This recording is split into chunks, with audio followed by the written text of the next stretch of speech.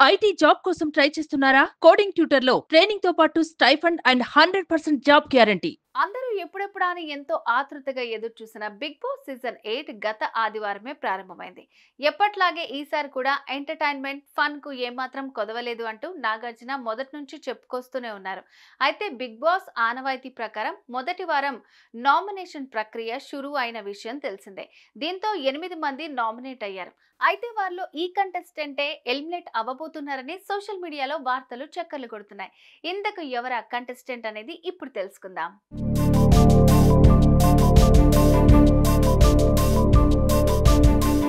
ఎప్పట్లాగే ఈసారి కూడా బిగ్ బాస్ లో మంచి ఎంటర్టైన్మెంట్ ఉంటుందని అందరూ చాలా హోప్స్ పెట్టుకున్నారు.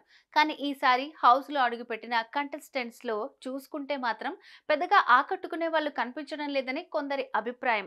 విష్ణుప్రియ ఉన్నప్పటికీ ఓ మాదిరి నవ్వటం తప్ప ఏమీ చేయటం లేదని బిగ్ బాస్ ఫ్యాన్స్ అభిప్రాయపడుతున్నారు.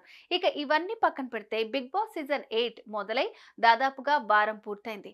ఈసారి నామినేట్ అయ్యే మొదటి కంటెస్టెంట్ ఎవరబ్బా అని అందరూ చాలా ఎగ్జైట్మెంట్ తో ఉన్నారు. కానీ ఈసారి నామినేషన్స్ ప్రక్రియ కాస్త ఆలస్యమైంది. దాంతో ఈ వీక్ నామినేషన్స్ ఉండకపోవచ్చని అందరూ భావించారు. కానీ అవన్నీ పటాపంచలు చేస్తూ బిగ్ బాస్ బుధవారం నామినేషన్ ప్రక్రియను చేపట్టారు. దీంతో బుధవారం రాత్రి నుంచి ఓటింగ్ లైన్స్ ఓపెన్ అయ్యాయి. ఇక మొదటి వారం హౌస్ నుంచి ఎవరు ఎలిమినేట్ అవుతారా అని అందరూ ఎంతో ఆతృతగా ఎదురు చూస్తున్న పరిస్థితి.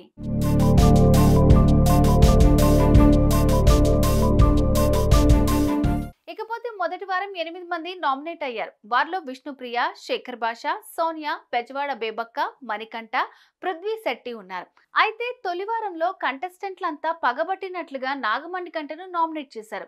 కానీ అతడు రావటంతోనే సింపతి స్టార్ అనే ట్యాగ్ తగిలించుకోవడంతో ఆడియన్స్ అతనికి సపోర్ట్ గా నిలుస్తున్నారు. ఎక్కువ శాతం అతనికే ఓట్లు పోలవుతూ ఉండడంతో నాగమణికంఠ అనూహ్యంగా టాప్ లో దూసుకెళ్లిపోతున్నాడు. దీంతో ఈసారి ఇతను నామినేట్ కాకపోవచ్చని తెలుస్తోంది. ఇక మిగతా వారి పరిస్థితి చూస్తే మాత్రం విష్ణుప్రియ తర్వాత పృథ్వీ 3వ స్థానంలో ఉండగా శేఖర్ భాష 5వ స్థానంలో ఉన్నాడు. ఇక సోనియా ఆకుల, బెజవాడ బేబక్క ఇద్దరు ఓటింగ్ లిస్ట్ లో చివరి స్థానానికి పరిమితమైనట్లుగా తెలుస్తోంది.